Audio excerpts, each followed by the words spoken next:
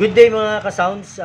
Today meron akong ipapakita sa inyo isang device na binili ko, no. So unbox lang muna natin, okay? Para makita nyo na kung ano ito. Ayan, mabilisan na video lang. So ayan mga ka-sounds, so, kung nakikita nyo, isa itong remote control. Ayan.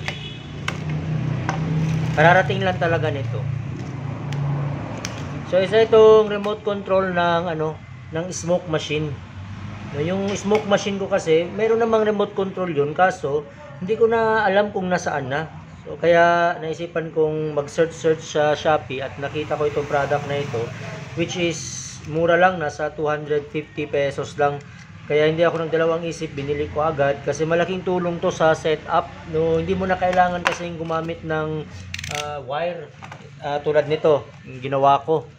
Originally, nung pagkabili ko dati noon pa ng aking smoke machine or fog machine, mga siguro 3 meters lang ang haba ng original na wire niya, no? So ito, pina-customize ko na, hinabaan ko kasi bitin yung 2 or 3 meters lang ba yung original. So ito, mga nasa ano na ito nasa 10 meters na ito ang haba nito. Pero very hassle talaga mga ka-sounds, no? Kasi magulo yung wire dagdag dagdag setup, dagdag wire, ang gulo. Tapos especially kung bubuhat-buhatin mo, ililipat mo yung fog machine sa iba't ibang lugar. Like for example, sa entrance, gusto mo magpausok doon, tapos mamaya in the middle of the event, gusto mo nang ilipat na doon sa may stage. So ang haba ng wire, maapak-apakan, set up na naman para ilipat sa stage from the entrance. So napaka-hassle. Kaya ito ang solusyon, yung wireless na remote control. So susubukan natin ngayon mga ka-sounds kung gagana ba siya, no? Hopefully sana may battery na ito dito, no? Malalaman natin. Ayun, umilaw siya, so ibig sabihin may battery. So, check lang natin mga ka-sounds, ha. So, bale, ito na yung ating fog machine, no. So, dito natin yan siya isasaksak sa likod. Yan. Ito dito. Nakikita nyo dito, merong nakasulat yan na dito yung remote control. Dito natin isasaksak yung remote control. Dito naman kapag magwa-wire tayo. So, as I've said, very hassle na yung magwa-wire. Especially kapag kailangan natin ilipat ang ating smoke machine from one place to another during the event. So magre-remote na lang tayo. Ito, try natin to ngayon. Alright mga ka-sounds, sa kakahanap ko sa sa bodega, no, nakita ko naman yung luma kong remote control para sa fog machine. Kaya lang parang ayaw na mag-function. Although nakasulat naman siya dito, I'm sure this is for wireless control for fog machine. Ayan, may fog machine na nakasulat. Pero ang pinagkaiba niya kasi mga ka-sounds, tingnan nyo. Ito, meron siyang ilaw indicator, no? Ito wala. So mahalaga itong light indicator kasi ito yung nag-i-indicate na kung mainit na ba yung fog machine, na pwede nang bumuga ng usok. Kasi kailangan mo yan painitin Kapag iilaw yan, ibig sabihin, goods na yan, pwede mong painitin. Kapag ma-off yung ilaw, ibig sabihin, kahit anong pindot mo, hindi yan bubuga kasi parang hindi pa siya uminit ulit. So, kailangan mong antayin na umilaw yan. So, ito yung bago natin na binili, na generic. Ito yung kasama niya dati noon. So nakita ko na, no, which is ayaw nang mag-function. Di ko alam kung bakit. So buti na lang at nakabili na nga tayo ulit ng ganito. So ito yung niya, remote niya. Okay, so ito testing na natin mga ka-sounds. So bale, sasaksak na natin dito. Remote control. Yan.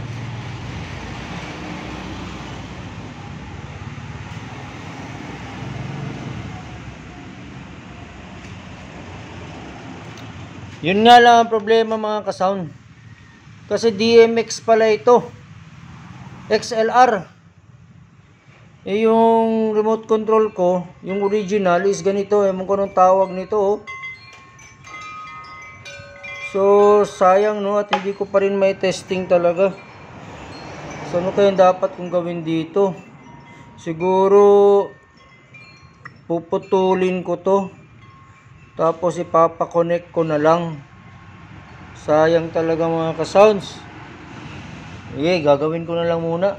Alright mga ka-sounds, napaayos ko na sa kaibigan ko na technician yung nabili nating remote control from Shopee na tag 250 pesos ba yun? Kung napapansin nyo, may butas, binutasan ko. Mamaya explain ko kung bakit. So bali, ito yung original nya. Ito yung nabili ko Ito yung nabili ko, itong box na ito. Ito na yun, binutasan lang. Tapos yung original nya na cable is ito, which is yung mali nga kasi XLR, no? Kasi yung original, kita nyo naman, di ko alam anong tawag sa plug na yan, yung marami, parang ganito. So ang ginawa ko is pinatanggal ko yung original na nabili ko, ito XLR, at kinabit ko yung original na cable ng pag-machine natin dun sa kanyang original na remote control. So ang nangyari nga lang is umiinit siya, which is sabi ng technician normal lang daw yun kasi hindi daw parehas yung original remote control ng fog machine at nung nabili ko. Hindi daw parehas ng parang mekanismo kasi ito parang may sariling transformer, maliit na transformer sa loob, yung nabili natin sa Shopee.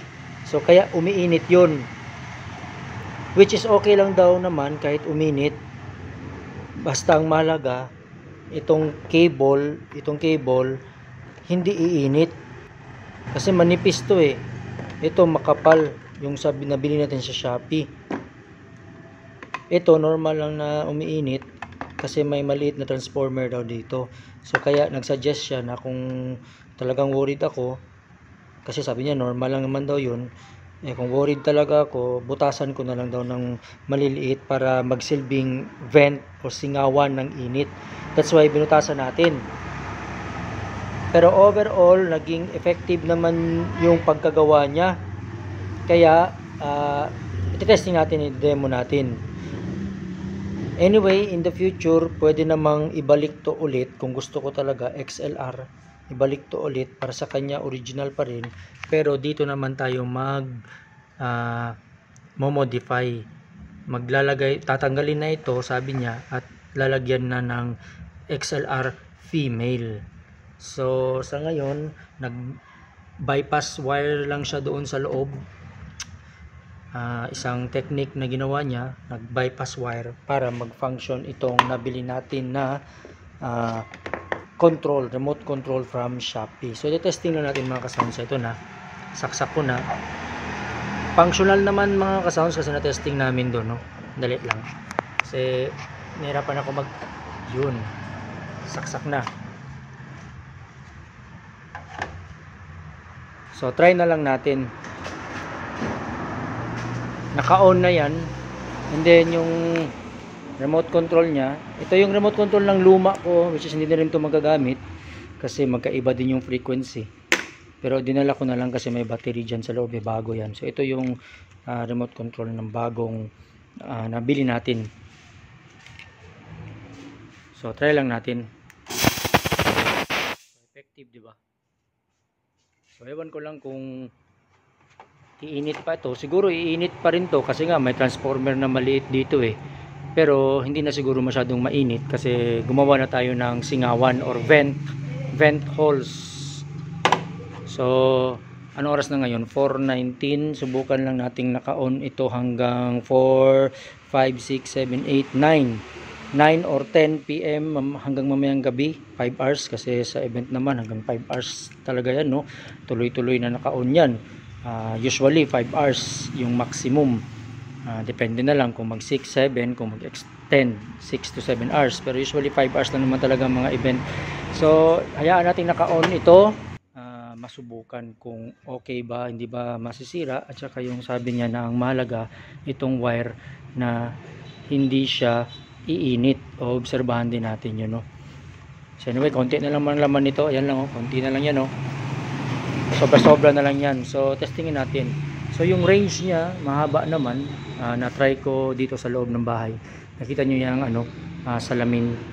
So dyan tayo sa loob ng bahay, tapos nakaharang yung salamin kung gagana pa rin ba, which is gagana pa rin naman. So iiwan ko itong cellphone natin dito lang sa labas, pero ako papasok na ako dun sa loob para makita nyo na gumana. Ayan na, nakatutok na siya sa smoke machine. Dala-dala ko na yung remote, papasok na ako dun sa loob ng bahay nung sinabi ko na sa loob ng salamin na yun na nakaharang. So tingnan natin kung pa-function siya kahit may nakaharang. So ayan, papasok na ako sa loob. Tingnan nyo na lang.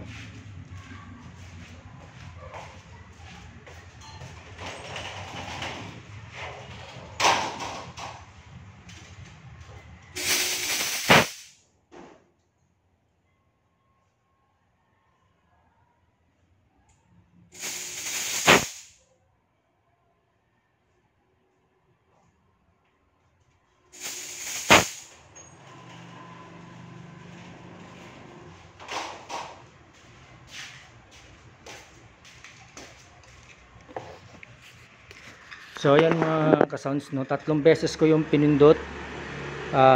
Okay naman siya. Nakita nyo naman gumana. So continuous yun, walang putol na video. So try natin na pindutin pa rin ng matagal.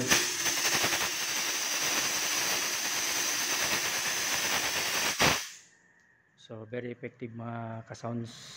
Masusubukan natin yan na bukas, may event tayo bukas, no? Try natin in actual. So daw kung uminit ba.